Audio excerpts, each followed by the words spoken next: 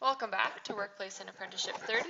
We're on to section 3.2, which is titled Weighted Mean and Trimmed Means and the Outliers.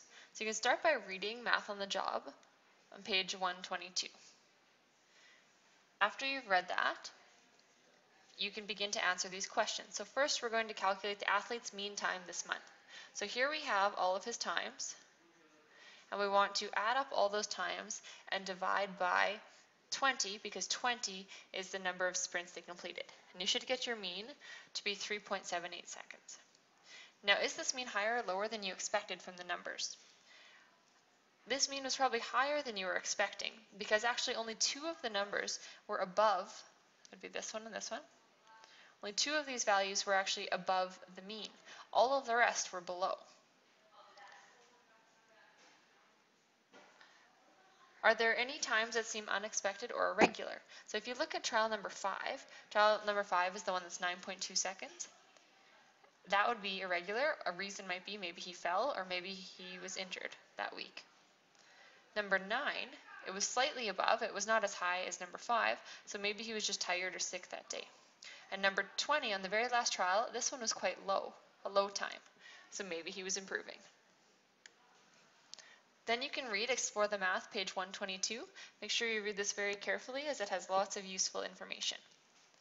Then you can copy down the definitions on that page. So we have a trimmed mean, which is the mean calculated by removing an equal number of data points from each side of the range. So if you look again back to these athletes' times, if we need to remove both of these high numbers, so both of the 9.2 and the 6.8, then we would need to remove our two lowest numbers as well, and then recalculate the mean using those values.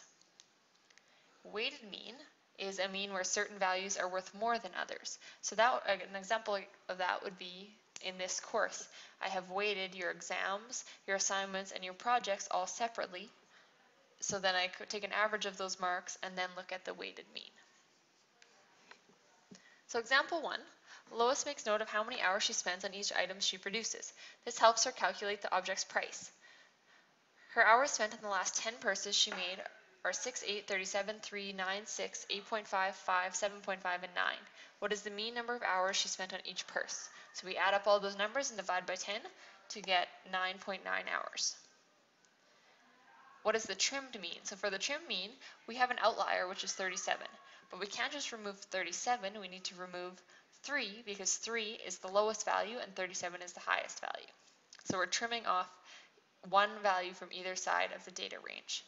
Then we add up all the other values we get, and we're left with 7.4. So which of these seems like the better average number?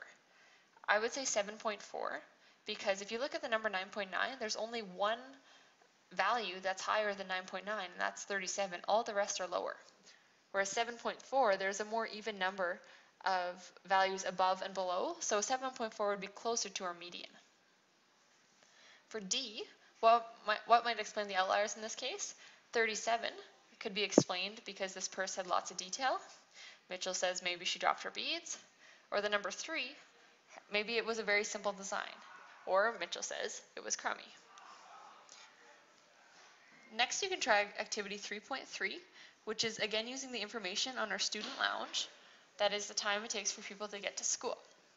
So if you examine your data and see any outliers, I know my time would definitely be an outlier because it takes me 40 minutes to get to school and it's over 60 kilometers, so that would be an outlier.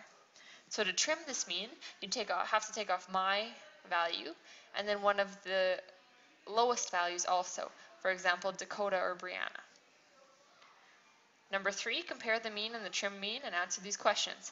How do they differ? And this is going to be different for everyone based on all of the values that are on the student lounge when you go to answer this question. And which one more accurately represents the average time? I would definitely say the trimmed mean would be the most accurate because, again, it would get rid of my high number, which is an outlier.